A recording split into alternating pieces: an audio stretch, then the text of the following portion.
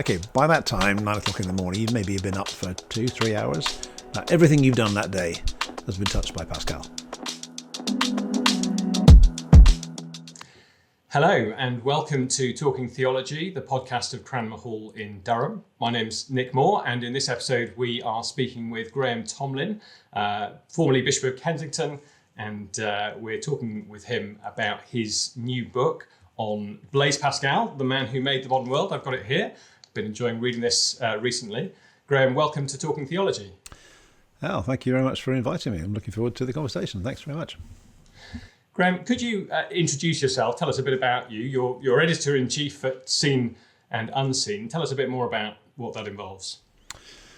Yeah, well, just a bit about me. I've spent most of my ministry in academic life. I was teaching at Wycliffe Hall in Oxford for many years, went on to help get St Mellitus College started a number of years ago, then became Bishop of Kensington, and so more recently moved over to this new role.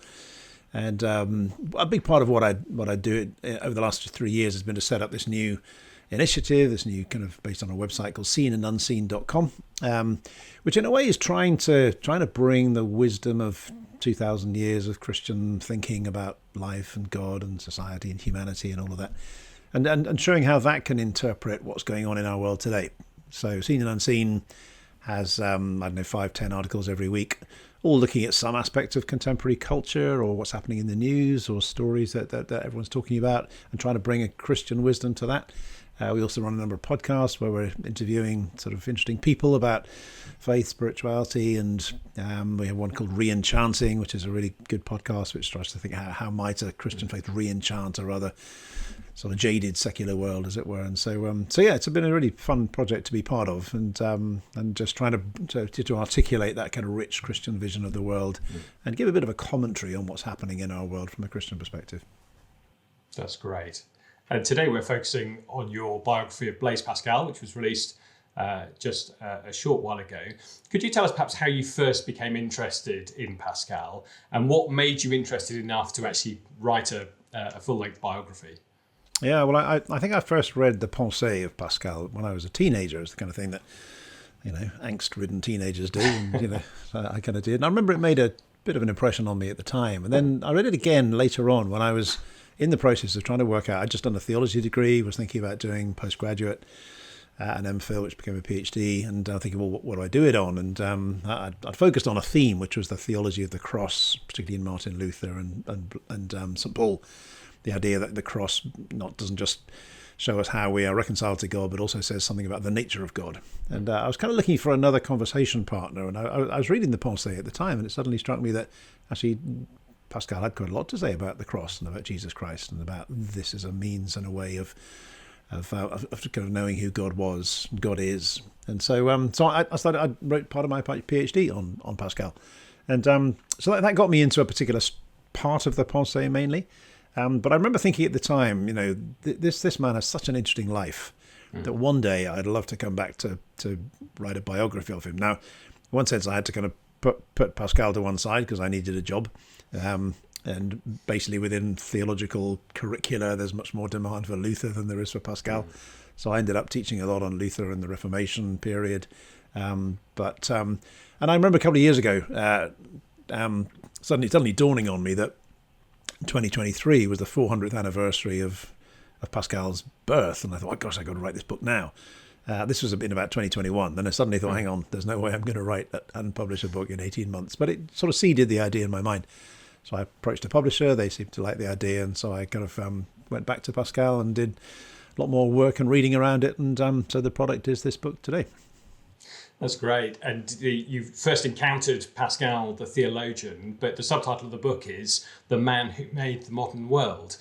Tell us a bit more about that broader sense in which Pascal contributed to the world as we know it today.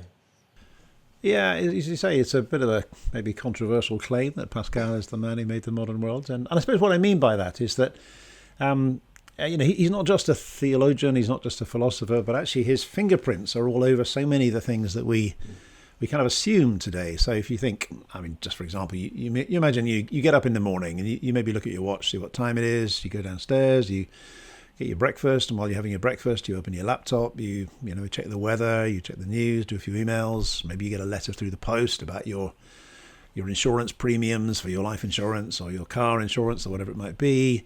You go out and you get a bus to go into work, and you sit down at your desk, and by that time, 9 o'clock in the morning, you maybe have been up for 2-3 hours. Now, everything you've done that day has been touched by Pascal. And that's because, so for example, he was one of the first people in Europe to wear his timepiece on his wrist as opposed to in his pocket. The computer, well, he built this extraordinary calculating machine when he was around 19 to help his father, who was a tax official, and trying to get to help him do these complicated calculations. And it was one of the first functioning mechanical calculating machines in Europe. And very often when the story of the modern computer is told, Pascal's the Pascaline is often mentioned in that story. In fact, there was a computer language in the 1970s called Pascal. Some people may remember. So, he has a hand in that story. Weather. He did a lot of experiments on air pressure. And when people tell the story of the emergence of the barometer, Pascal's name often comes into that. Insurance, he basically was invented along with Pierre de Fermat of Fermat's last theorem fame, probability theory. And of course, insurance is based on probability. It's based on how probable it is that you're going to live a certain length of time, or how probable it might be that you crash your car or whatever. And basically, he invented probability theory. And then the last thing is he invented buses.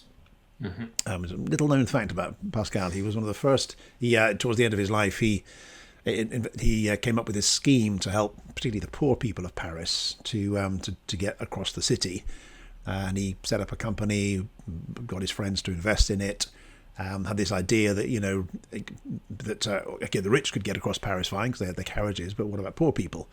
And so he had this idea that if you had a carriage that went from point A to point B and stopped at various points along the way, people could get on and get off, pay a small amount of money, and that would transport them across the city. So it really is the first proper urban transportation system in Europe, so buses. So it was just that. So, and there's many more you could say as well, but he had his fingerprints over so many of the things that we just assume as part of life today.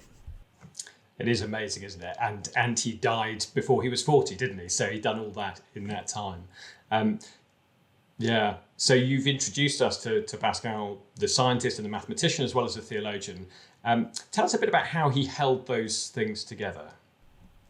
Yeah, no, you're right. And it was always a bit of a struggle for him, I think, because he, in his early days, he was seen as a bit of a genius when it came to mathematics and geometry and emerging into sort of physics and science. And in fact, during his lifetime, that's primarily what he was known for. He wasn't really known as a theologian or a philosopher. In fact, many of his sort of the pensée was really only published after he died. Even the works that he did do, the provincial letters, which were a kind of series of letters, but were a kind of satire on the Jesuits, that was done anonymously. So he was really known as a scientist. He was known as a mathematician, but he had a profound Christian faith. He was brought up within a fairly conventional Catholic family. His family was influenced quite early on in his sort of teenage years by a movement known as Jansenism, which was a kind of quite an austere.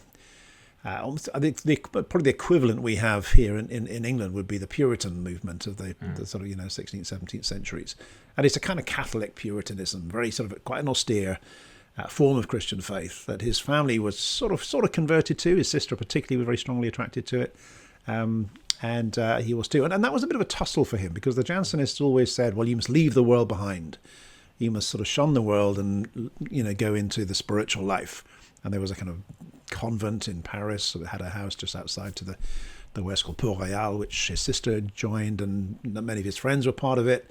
And many people kind of expected him to kind of go in that direction. But he also had this sense of calling to the life of a scientist, the life of a mathematician. And it was always a little bit of a struggle for him throughout his life. Now, I think the way eventually, I think he holds these things together. He's not one of these people who thinks that by looking at science will lead you to God. He doesn't really think that. He doesn't think that by looking at the world, you can find all kinds of evidence for God in the natural world. So those kind of evidentialist apologetics people who, look into Pascal, they'll be quite disappointed. They don't find many arguments that Pascal says, well, just look at the wonder of the world. You will see this sense of design, and therefore it leads you to God. So he's not really a great fan of intelligent design. In fact, he just said something really quite different from that. He says, actually, when you look at the world, he says basically what you see is, well, he says this. He says, what can be seen on earth indicates neither the total absence nor the manifest presence of divinity, but the presence of a hidden God. That's a big theme for Pascal, the idea of a hidden God. So when you look at science, when you look at the world, you don't actually see God on the surface of things. If there is a God there, he must be a hidden God. So that's what science tells you. It tells you if there is a God, there is a hidden God. But then he makes the move of thinking, well, what religion or philosophy talks about a hidden God? And he says, well, actually Christianity does. Because when you think of the way in which Christianity presents God, it says, well, God's primary revelation is in the person of Jesus Christ. But even with Jesus Christ, God is hidden. It's quite possible to meet Jesus and shake him by the hand and entirely miss the fact that you were talking to God. So in other words, within Jesus, within the prime revelation of God in Jesus Christ, God is hidden. He's also a good Catholic. He believes that God makes himself available to us in the bread and wine of the Mass. And he says even there, God is hidden. It looks like bread and wine, tastes like bread and wine, but, God is really present in it. So he sort of sees these two bits of the jigsaw fit together. What science tells you, which is not that there's obviously a God there. He doesn't think that. But if there is a God, he must be a hidden God. But he also says that's actually what Christian faith proclaims, and that those two sort of fit together. So I think that's really how he marries the two in his thinking. So he challenges that science versus faith conflict narrative that we're very familiar with today in his work and his thinking. He also challenges it very clearly in his life. At the same time, there's something in the biography, as you tell it, that as he went on in his life, the seriousness of his Christian faith did in some ways lead him to distance himself from his scientific or mathematical endeavours. Could you tell us a bit more about that?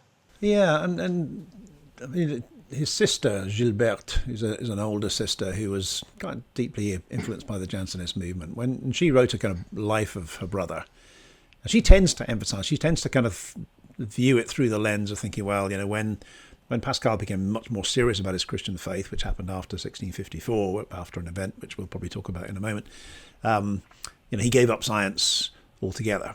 But actually, that's not actually the case. There's all kinds of things that he does after that. There's experiments that he does on some geometry and mathematical works that he does. He does a lot of his work on probability with Pierre de Fermat after that date. So it's not actually true that he gave up all his scientific and his mathematical work.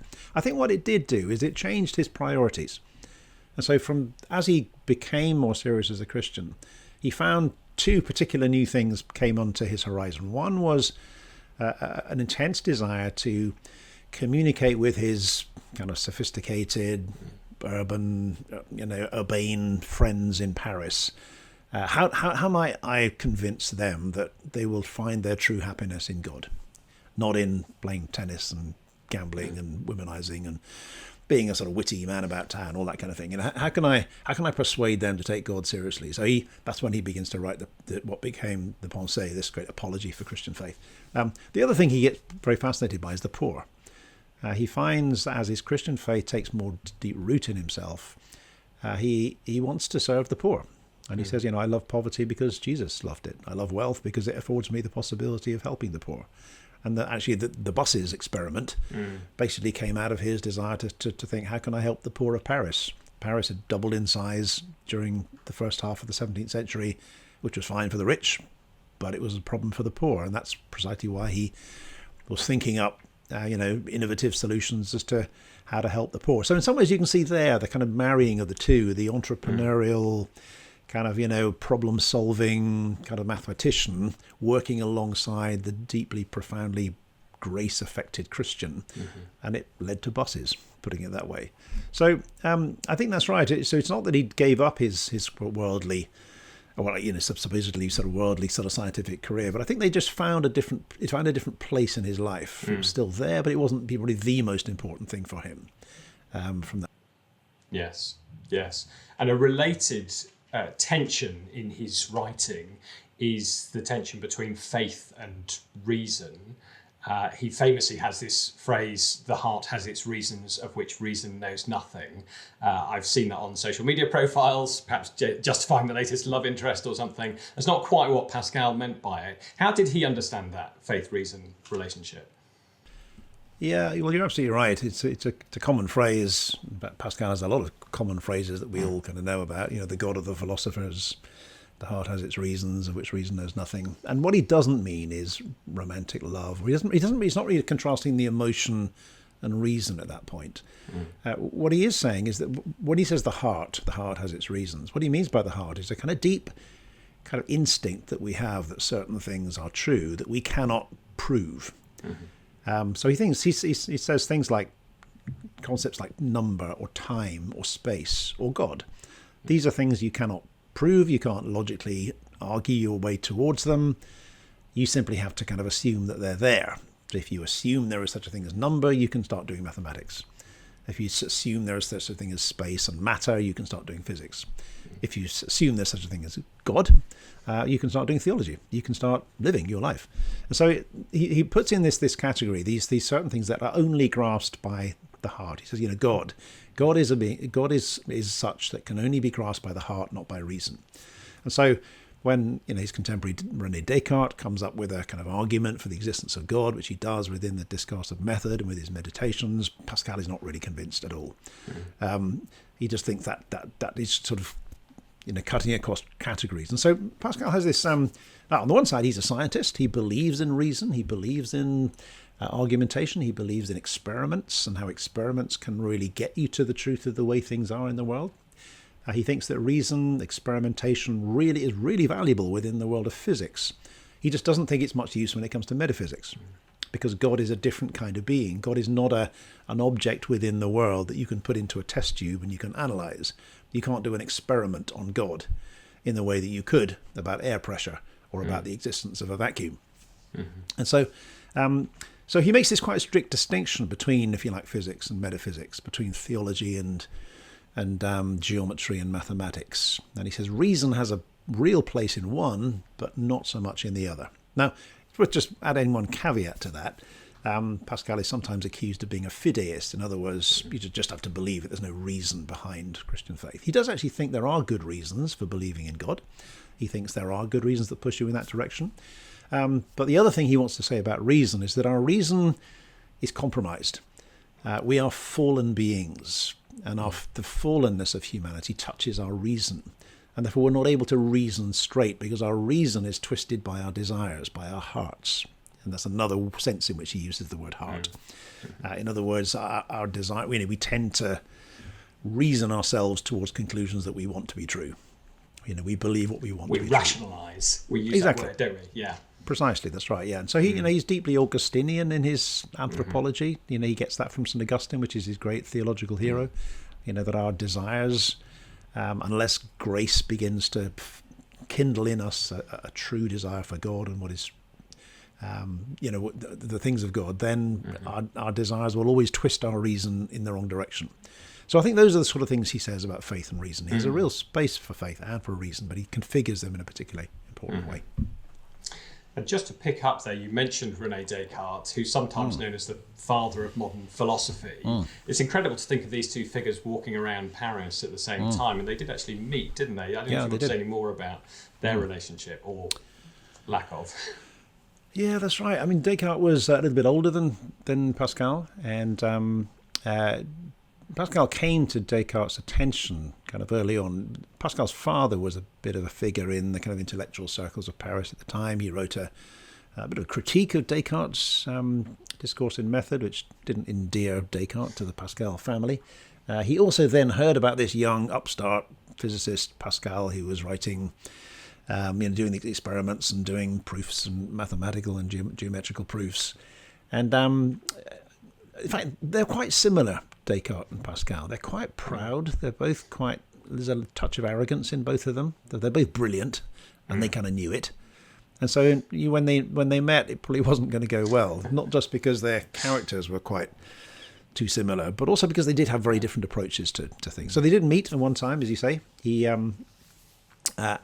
There's a particular weekend when Descartes in Paris. He goes to visit Pascal. Pascal was ill at the time. In fact, Pascal was ill for most of his life.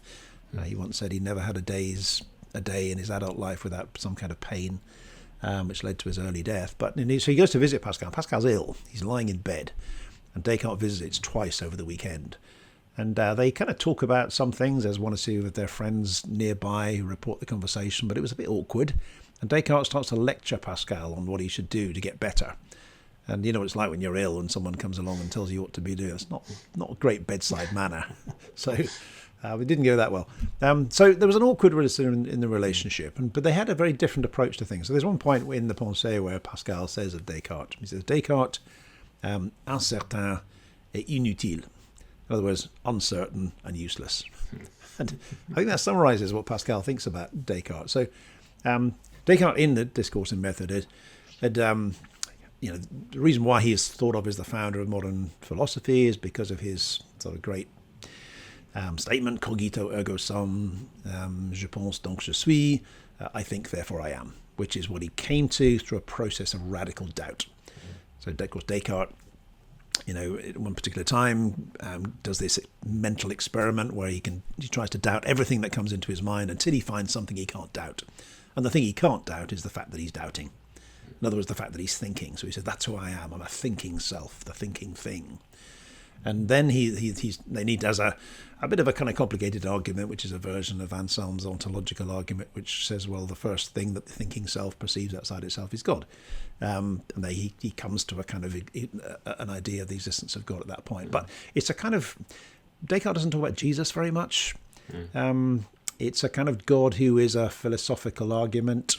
And he thinks he's found a proof for God. Now, and what Pascal says is, number one, uncertain. He actually thinks that kind of that sort of certainty is impossible. He thinks it's fine for a while, but psychologically it doesn't really work because it's okay today, but then tomorrow you might think of a different argument, or you might have a bad stomach, or a fly buzzing around your ears, and your reason goes out of your window. So he thinks that sort of certainty is impossible to find, that kind of rational certainty. But also he says it's useless, in the sense that kind of belief in the God of the philosophers, as he talks, it doesn't really affect you. It doesn't change your life. It's like a kind of box you tick. Yes, I believe in there is a single God, and get on with the rest of your life. And Pascal's not interested in that kind of belief in God. For him, God is a much more kind of visceral, live presence, approaching you, demanding allegiance, and bringing a kind of depth of happiness and joy that you could never find in any other way. And so really that's what I think he thinks of Descartes. He thinks, you can't have that kind of certainty. And actually, even if you did, it's not much use because it doesn't change your heart. It doesn't change you. And so he's not that interested in that kind of religion. That's a wonderful little note from him. And I remember another one where he says, Luther, everything except for the truth. And you think, what would happen if people discovered our little notes to self and published them after our death? So if Descartes is a kind of father of analytical philosophy, a father of modernity, you suggest that Pascal is perhaps a father of postmodernity. Could you unpack what you mean by that? Yeah, I think it's partly because Pascal, I think, speaks to the kind of postmodern condition probably better than Descartes does. I think where we are in culture today, we're not you do get the kind of Richard Dawkins of this world who think that science is the only way of really knowing anything, and you can master the world, you can understand the world through the scientific method, and that's kind of like Descartes in some way. And so there are those sort of Cartesian followers of the present, but there are many people I think today who kind of feel that sort of certainty isn't possible. And the postmodern instinct is one that actually says that we don't have that sort of certainty. The Enlightenment was a very situated thing. There are many different perspectives, many different truths that are there. And that's not what Pascal thinks, but he does. But there's that kind of that sense of we cannot find that sort of logical certainty. I think is true of Pascal, and that's true of postmodernism as well. Second thing I think is that Pascal is quite. He's aware of the ambiguity of human life and the frailty of it. One of the differences I think between Descartes and Pascal is that Descartes doesn't really take on board the the kind of strangeness of what it is to be human. He's very confident about the greatness of humanity, this extraordinary capacity we have to understand the world and to master it through human reason. And Pascal gets that, but Pascal also emphasizes the other side of the equation, which is that we are created with these extraordinary abilities to understand the world, but we're also deeply fallen. We're flawed. We're broken. In fact, he says at one point, humanity is the glory and the refuse of the universe. And you kind of have to understand both of those things if you're to understand humankind. He says, we are kind of freaks of nature. He thinks that we're kind of displaced. We don't really belong in the world in quite the way that Descartes probably thinks we do. We kind of feel uncertain here. There's the other thing about Pascal, I think, is that he's writing fairly soon after both the microscope and the telescope have been invented. And so the telescope in particular, now in the mid-17th century, people could look into the skies and see how tiny this planet was within the vastness of space, and how minute we as human beings are as tiny specks of life on a very obscure planet in one little corner of the solar system.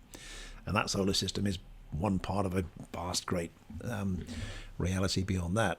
And Pascal writes about that. He says, the eternal silence of infinite space terrifies me.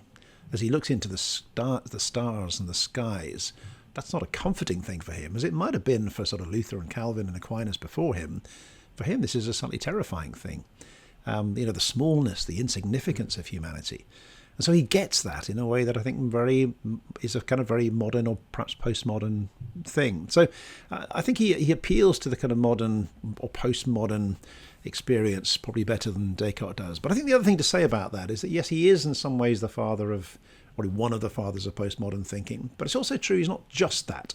And I think by this device that he talks about both the greatness and the frailty of humanity, the grandeur and the misère, the greatness and the kind of wretchedness of humanity, he actually tries to tread a careful line between these two philosophical kind of traditions, the rationalist and the skeptical tradition, which are exemplified in his own time by Descartes on the rationalist side, and Montaigne, the kind of 16th century French moralist, on the other side, great skeptic of European history. And he says, Christian faith shows you a way through that it's not just about our greatness, as as Descartes would say. It's not just about our frailty and our weakness, as Montaigne would say. Both are true, and they're explained by this Christian doctrine that we are created and fallen at the same time, and redeemed by Christ. Wonderful.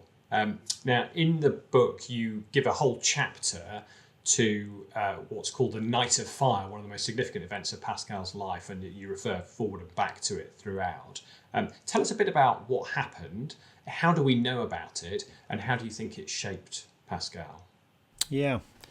Well, it happened on November the 23rd, 1654. This was a time in Pascal's life where he'd become quite famous as a scientist, mathematician. He was kind of celebrated amongst the salons of Paris. He was going around, had all these very sort of, sophisticated friends. And in one sense, life was going pretty well in kind of worldly terms for him. But at the other hand side, he had his sisters who were both more devoted to this Jansenist movement, involved in the communities of Port-Royal, which is the kind of center of Jansenism, which was a sort of deeply spiritual movement, all about austerity and about seriousness in the Christian life.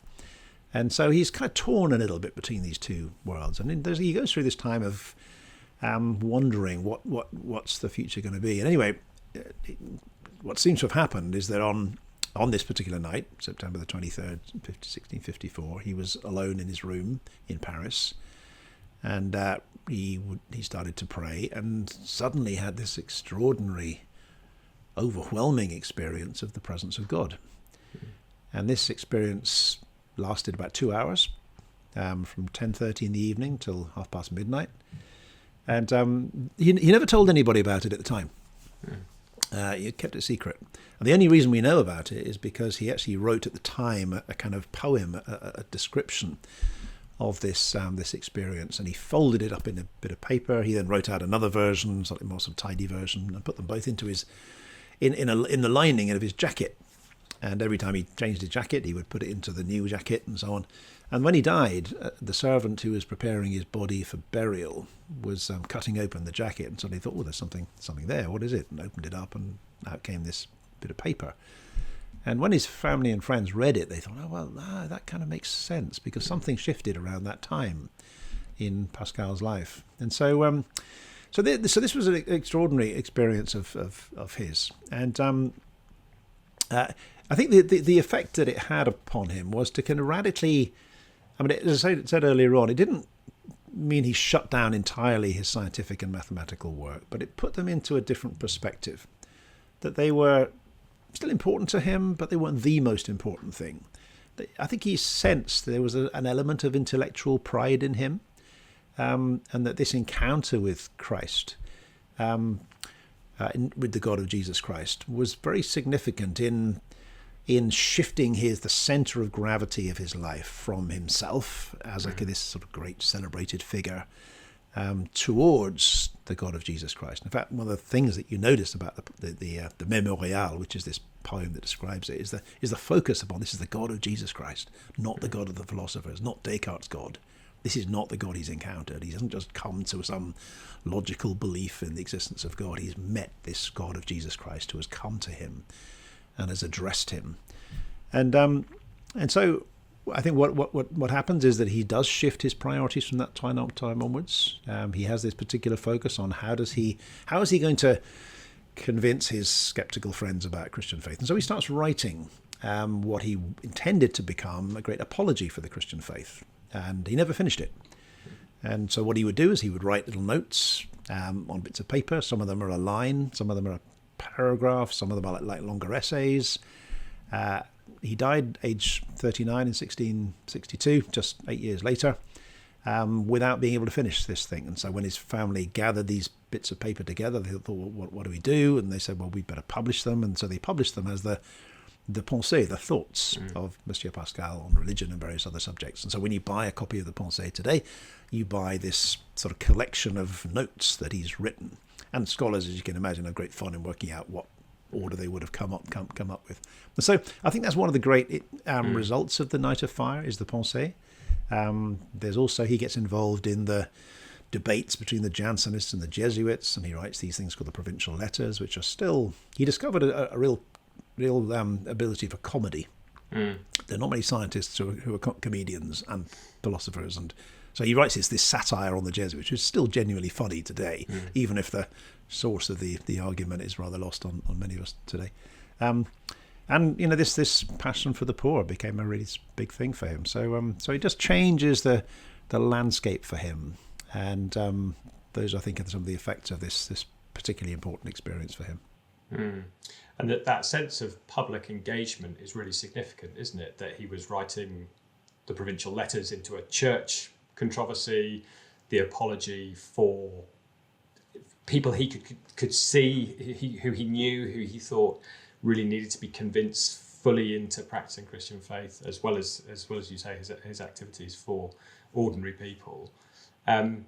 So with the Pensées, he didn't finish it, but he left some indications of what he was trying to do, not just in the actual writing, but also the kind of structure of it. Could you tell us about his approach to trying to convince someone of Christianity?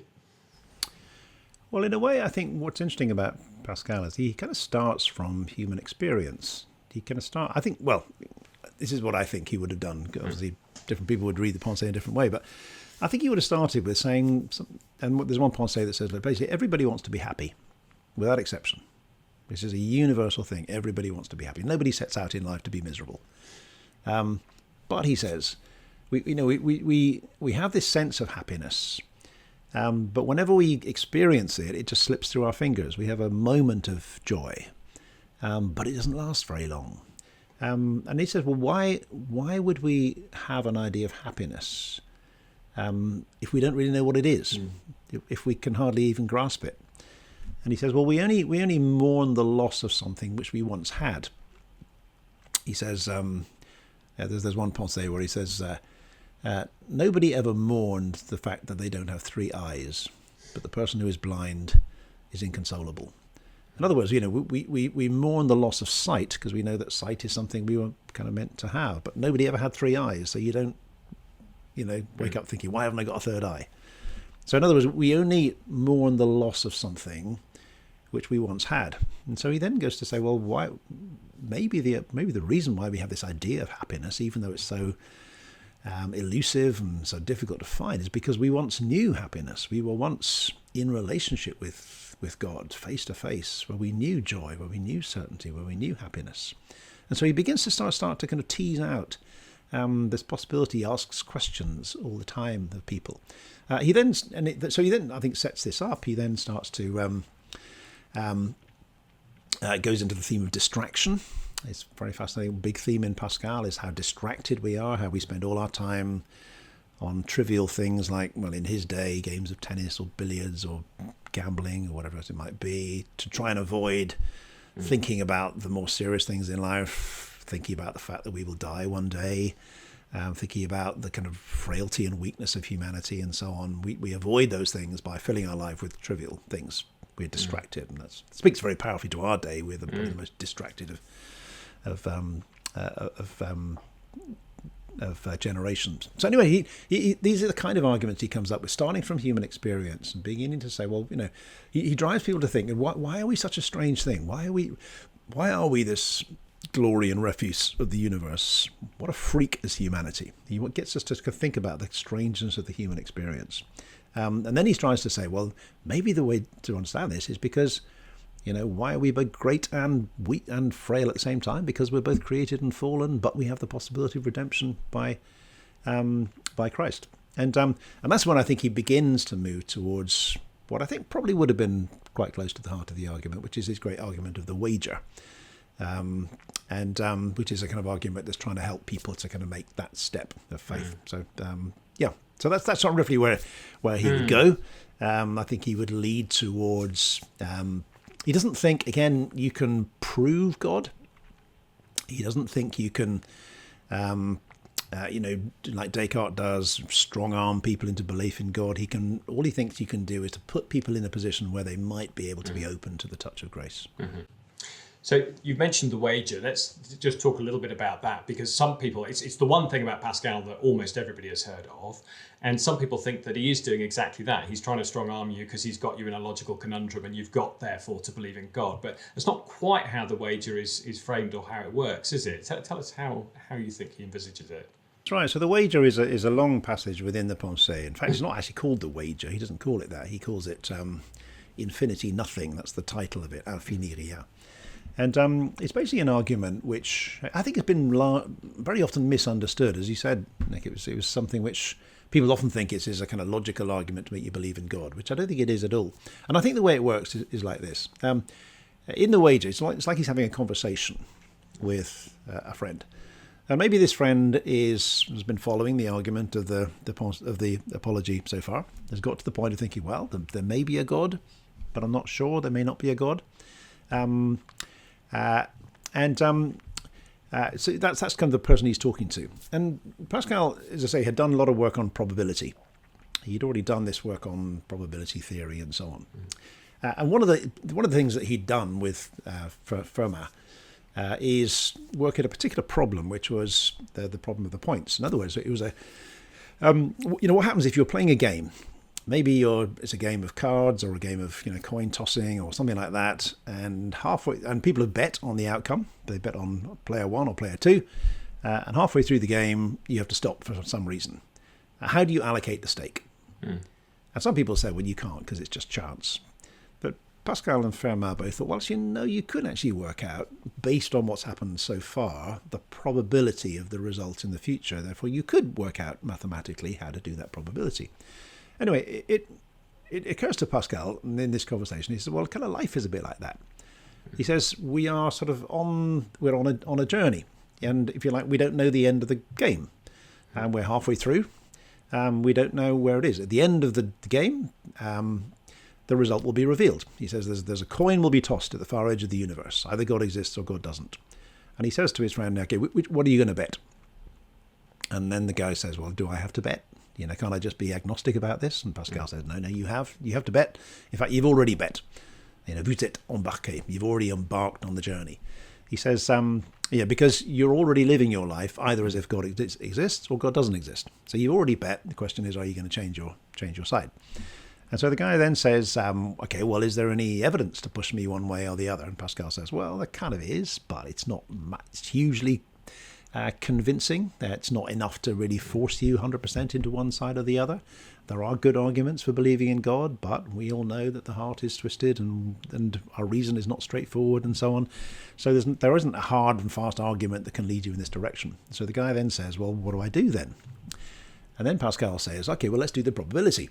Let's work out the probability of these 2 points. And he says, well, if you don't believe in God and you're right, well, you haven't lost that much. But if you're wrong, you stand to lose quite a bit, eternal damnation and all of that. If you bet on God existing and you're wrong, well, again, you haven't lost a great deal, a bit of sacrifice in this life, but then you go into nothingness and that's basically it. Whereas if you're right, you stand to gain a huge reward, which is eternal salvation, eternal bliss in heaven with God forever, evermore. So he says, if you were really being rational about this, if you were doing the probability, you'd always bet on belief. And then the guy says, well, okay, but I can't make myself believe something that I don't. And that's when Pascal says, yeah, I get that. But then comes the key line where Pascal says, but at least get it into your head that the reason you do not believe is not because of your reason, but because of your passions. In other words, what he says is, if you were really being rational, you'd always bet on God, because that's where the probability pushes you. But you don't. And the reason you don't is not because you're being rational, it's because there's something else going on. It's about the heart. And so what wager is really about is uncovering the real reasons for unbelief. It's not an argument strong-arming you into belief in God. It's just revealing what's really going on in that decision about God. And then the guy says, well, what do I do then? And that's when Pascal comes up with this really, I think, brilliant bit of advice. He says, well, why don't you try and live as if it's true, even before you think it is? He says, take holy water, go to Mass. We might say, go about your day. Start praying as if God really is there to listen to you. Start reading the Bible as if it's God's word to you. Start going to the church as if it's a place where you can really learn how to live well. Treat each person you meet each day as if they are sacred, made in God's image and the object of divine love and so on. So start living as if it's true. And then he says, you'll find that it is, because you open yourself to the touch of grace, which is what needs to happen for true faith to be born. So I think is how the wager works. That's fantastic. And just that sense of the conversation that's going on between him and his imagined conversation partner. So let's bring this to today, and thinking particularly about your role at Seen and Unseen and all you're trying to do there. What do you think we can learn from Pascal's approach as we seek to make the case for Christian faith in our own age? Yeah, I think there's a number of things we can learn that I think I've learned from him. I mean, one I think is to kind of grasp the strangeness of the human condition and to kind of ask questions that make people realize how odd it is to be human and to begin to wonder at what humanity means and how do you square our greatness and our brokenness at the same time. I think that's what he says. I think he would say, be aware of taking sides in the culture wars. He's got this culture war going on in his own time between the rationalists, the followers of Descartes, and the skeptics, those followers of Montaigne and others. Some people who think, yes, reason can master everything. We can master the world by the use of human reason. Science can tell you everything you need to know. And on the other hand, that's the kind of modern side. And on the postmodern side, you've got people saying, well, we can't really know anything for good at all. Everything's up for grabs. Everything can be changed. There's no order within the world. And Pascal sort of says, well, he doesn't take sides on that, but he says what Christian faith can do is to show you why there's a culture war in the first place. Because it's neither the rational sense of our capacity to understand that what comes from our createdness in the image of God, but the kind of brokenness, our skepticism, our sense that there are many things that are simply custom and are not sort of rooted in nature and they're just part of human invention that and therefore flawed, that comes from our fallenness. And so I think he would say don't take sides in the culture wars. I think he'd also say keep Christianity strange.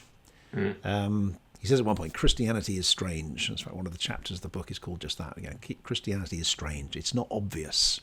And that he glories in the paradoxes of Christian faith, that it proclaims a hidden God, not an obvious God. And that idea, I think, has got so much power behind it that it kind of takes on board the kind of atheist critique. Well, where's God? Where's the evidence? Where's the kind of, show me God? And Pascal says, well, you can't, because this is the nature of the God we're talking about, a hidden God who hides himself in creation and in Christ and in the sacraments and so on, but is there to be found if you look for him. He delights in original sin. This idea that we are sort of flawed and tainted as a human race from the very beginning, in Adam, which seems very unfair, but actually it makes so much sense of human experience, and the way the human being worked. And I think the other thing I think he would say to us is to kind of recognise that there's always a touch of sadness and tragedy in the human condition. It's one of the things that Pascal says all the time, which again Descartes doesn't say. He kind of always notices, and I think maybe it comes out of his own experience, his own sickness through a lot of his life, some of the tragedies that he'd experienced.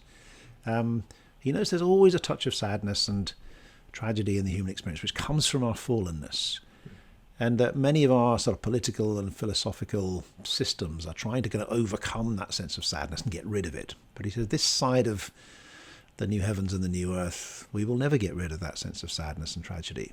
What we can find is redemption and hope and life within that through Christ, who goes to a cross and dies for us so that we might be forgiven and reconciled to God. And so redemption is possible. So the sadness is not the only thing that's true, but you can never eradicate that. But in the presence of that, we find Christ as the Redeemer who brings us back to God. So I think those are some of the things we learn from him. Wonderful. And final question, is there one way that you would highlight that reading Pascal, thinking with this great man of faith and of so many other abilities, has shaped your own prayer life or your writing, your thinking? Yeah. Well, I think that last point about this sort of clear-eyed recognition that, yes, there is, because I guess as you go on in life, you do encounter so many stories of real sadness and tragedy and illness and pain of people dying young, or tragedies around the world. And it can seem like in our modern world, we think, we can fix everything. We can come up with an algorithm, we can come up with a machine that can fix everything, but we can never quite fix that. And Pascal's insistence that this is just part of the human condition. Now, he doesn't say you just sort of lie there and accept it. He thinks it's a good thing to come up with solutions that will try and address some of those issues. That's why he invented buses, to try and alleviate the situation of the poor in Paris. But he does say that you can never quite eliminate that sense. And I've actually found that quite a helpful thing, that when I pray for people going through sort of tough times or difficulty, when someone falls ill very young and death is on the horizon, it kind of helps to realise, well, this is part of the age in which we live, but that's not the final reality for Pascal. And I think the other thing I would say is that he with the Night of Fire, he encourages us to have that openness of heart to the approach of God, to place ourselves in the position where God might touch our hearts with grace and overwhelm us in the same way that he did for Pascal. Now, not that stayed with him forever. It was a 2-hour experience, but it was transformative, and that's what we. You can't manufacture those experiences. You can't predict them, but you can open yourselves for them. And that's, I think, one of the things that we as Christians need to do, is to be constantly open to that possibility of the kind of visceral presence of God and the transformation that can bring in our lives and the lives of others around us. It's a poignant note on which to end a real note, but also a hopeful note. Graham, thank you very much for your work with Seen and Unseen. Thank you for writing this book, and thank you for speaking with us today. Thank you. It's been great to chat, and thanks very much indeed. Thank you for listening to Talking Theology, a podcast of Cranmer Hall, Durham, where we explore the best of academic theology and think creatively about how theological insights can shape Christian life, ministry and mission in today's world. If you enjoyed this episode of Talking Theology, subscribe on your favourite podcast platform. Follow us on X or Instagram at Talking Theo, and share on social media. Cranmer Hall is a vibrant and diverse Christian community, forming Christ-like leaders for today's church. We offer training courses and degrees from BA to doctorate, available full-time and part-time, and we are home to students from a wide range of churches. Bursaries and scholarships are available to help with the cost of study. For details, visit our website, cranmerhall.com.